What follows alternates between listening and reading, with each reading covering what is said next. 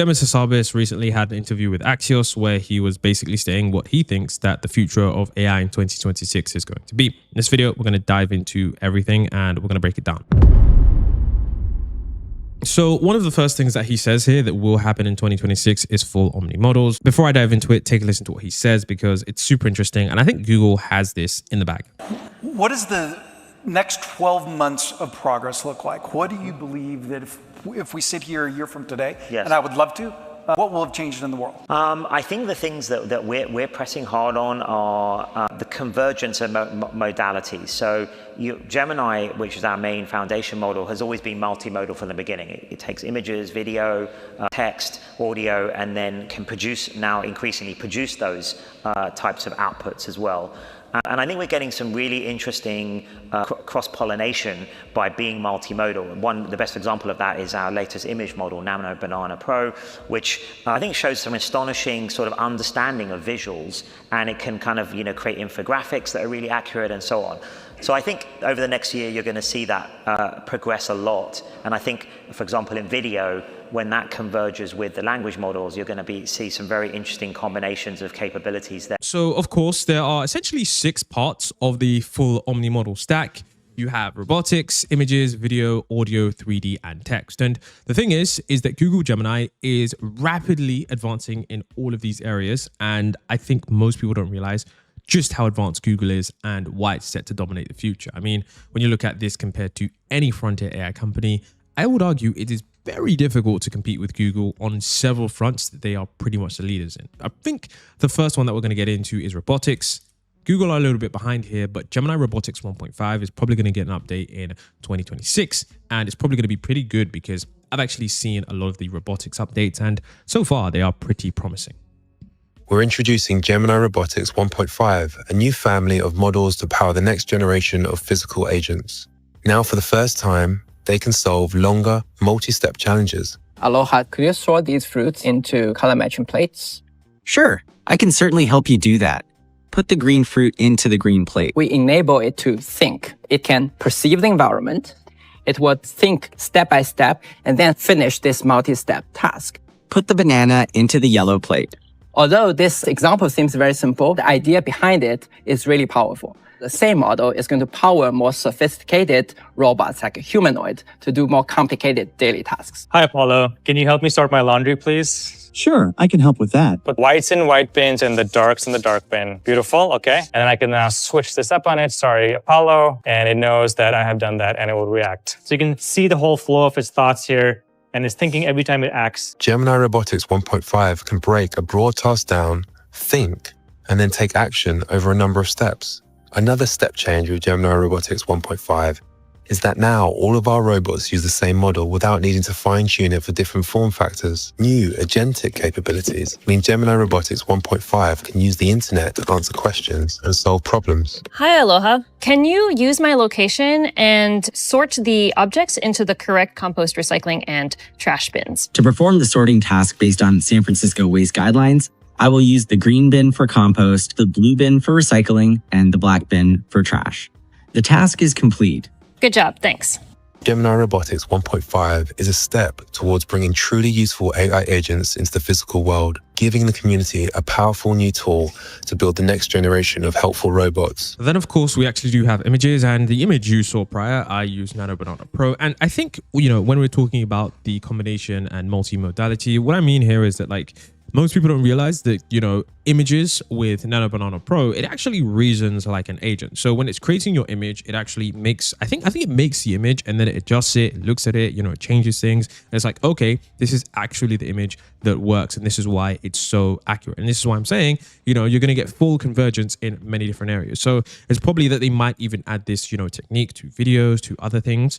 Of course, speaking of videos, we've got VO3. So in fact, let me just turn the volume down because I don't want this to be too loud. But this is, of course, a VO3 video. I'm pretty sure you've already seen videos with VO3. If you haven't, I'm going to show you guys now. So this is, of course, an image to video. VO3 is still pretty much the leader when it comes to video demonstrations. And I think it's really, really good. And most people just really don't realize just how good VO3 is. And in the future, in 2026, of course, VO3 is probably going to be a lot better. Last time it took the #1 spot. And I have no doubt that Google is once again going to do it to the point where they take the number spot again and again. So it's going to be super interesting to see where that actually goes. Now, of course, we do have Gemini Live. This is Google's most underrated feature. This is the, combination of, multimodality, live speech, the ability to reason on the fly and actually help a human. And this demonstration, it is a little long. So if you do want to skip it, that's completely fine.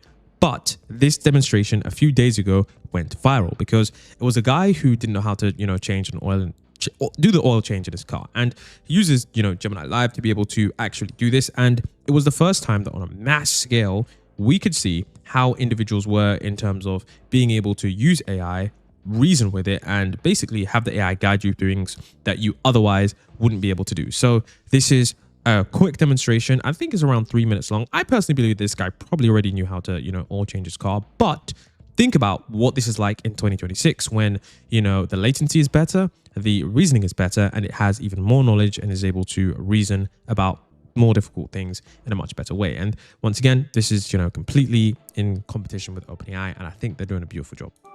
Hi, I'm Gemini. Hey Gemini, this is my 2009 BMW 335i. Can you help me do an oil change? Yeah, absolutely.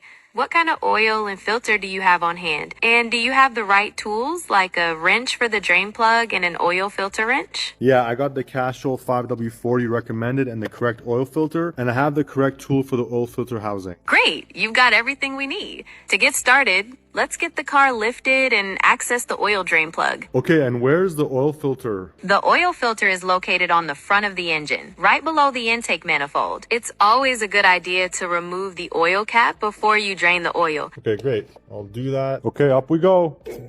Okay, I got the car up in the air. Where's the oil drain plug? That's the plastic panel you'll need to remove. The drain plug is located underneath that panel. There's the panel off, and looks like that's the drain plug. What size is that? It looks like a 17 millimeter drain plug. I'm gonna pull it out now. Make sure you have the drain pan in place to catch the oil. Let me know when it's drained. Should drain it out. Once the oil completely drains, you can wipe down the drain plug area and put the new washer on the drain plug. Put the new washer on the drain plug. I'm gonna go ahead and put it back on the car now. What's the correct torque spec? For your N54 engine, the correct torque spec for the drain plug is 18 foot-pounds. Okay, that's 18. Okay, there's the flap back on now. Now I'm ready to drop the car. You can lower the car and then we can focus on the oil filter. So I got the oil filter removed now. Okay, I see the old filter in your hand. Before installing the new filter, you'll need to replace the large O-ring on the cap that comes with the new filter. There's also a smaller O-ring at the tip of the cap that should also be replaced. I see the 2 O-rings in the plastic bag. Go ahead and replace the ones on the filter cap with those. You can use a small flathead screwdriver or a pick to gently pry the O-ring off. Got it. You're gently prying the O-ring off with the pick. It looks like you've got the green O-ring in place. Okay, got the new O-rings and the new filter in. Perfect.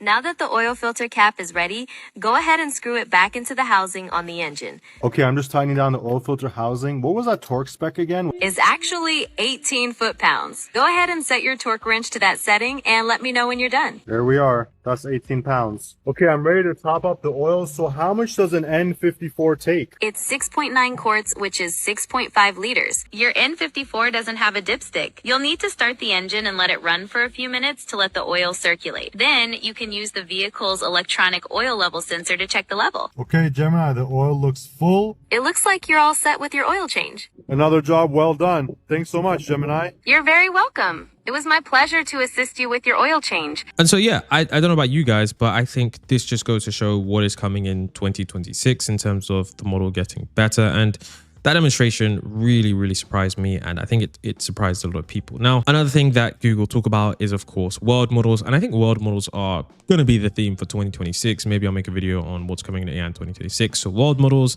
we're going to take a look at what the Mr. Sabis says. I think the other things we're going to see over the next year, and I'm personally working on, is world models. So we have this system called Genie 3, which is like an interactive video model you can think about. So you can sort of generate a video, but then you can start walking around it like you're in a game or simulation, and it stays coherent for a minute. I think that's very exciting. Now, if you want to know what Google's world model is, you can just check out this video. What you're seeing are not games or videos. They're worlds. Each one of these is an interactive environment generated by Genie 3, a new frontier for world models. With Genie 3, you can use natural language to generate a variety of worlds and explore them interactively, all with a single text prompt.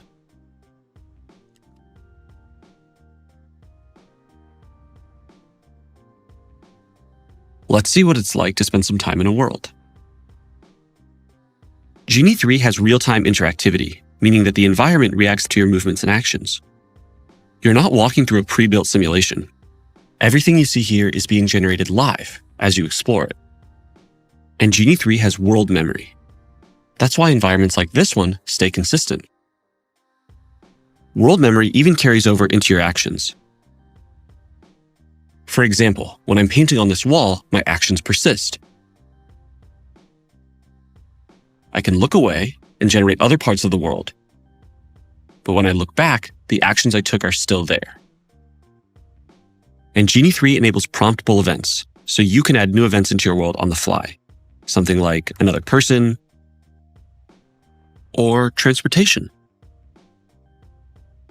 Or even something totally unexpected.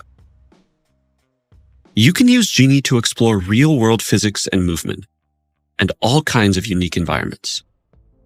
You can generate worlds with distinct geographies, historical settings, fictional environments, and even other characters. We're excited to see how Genie 3 can be used for next-generation gaming and entertainment. And that's just the beginning. Worlds can help with embodied research, training robotic agents before working in the real world, or simulating dangerous scenarios for disaster preparedness and emergency training. World models can open new pathways for learning, agriculture, manufacturing, and more. We're excited to see how Genie 3's world simulation can benefit research around the world.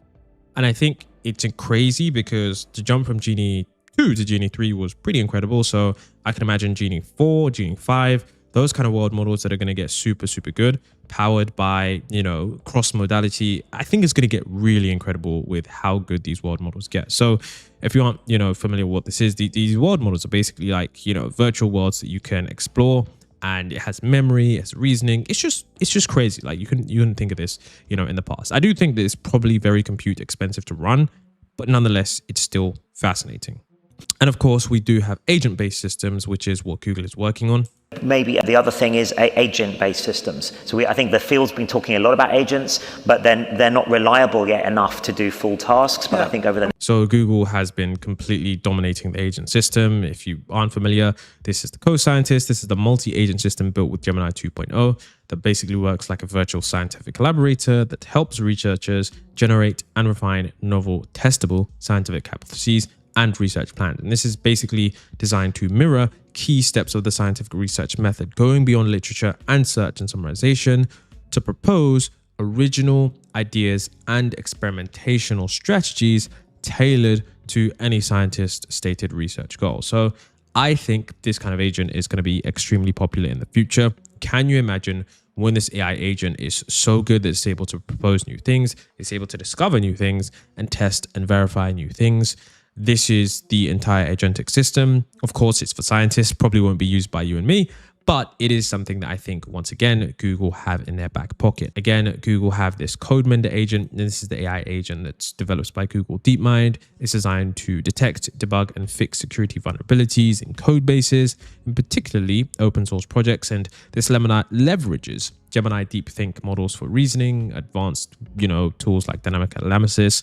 It's just basically another great agent. And then of course, we've got Google's data science agent, which is an AI assistant that automates end-to-end data science work inside the Google Colab and across Google's data platforms. And I think you guys are starting to get the picture here with just how many different things Google is working on in terms of that 2026 roadmap. And I think we're going to see a lot of things from Google that, of course, probably aren't even in this video, like a lot of different models and stuff. But I think for the most part, I've covered it. And one of the things I also wanted to cover is Alpha Evolve. And this was, basically like the other scientists, but this is, of course, the Gemini-powered coding agent for scientific algorithmic discovery. So this is, of course, kind of like an AI scientist. So with all of these agents, and some of these I didn't even mention, can you just imagine how good Google is going to get in 2026?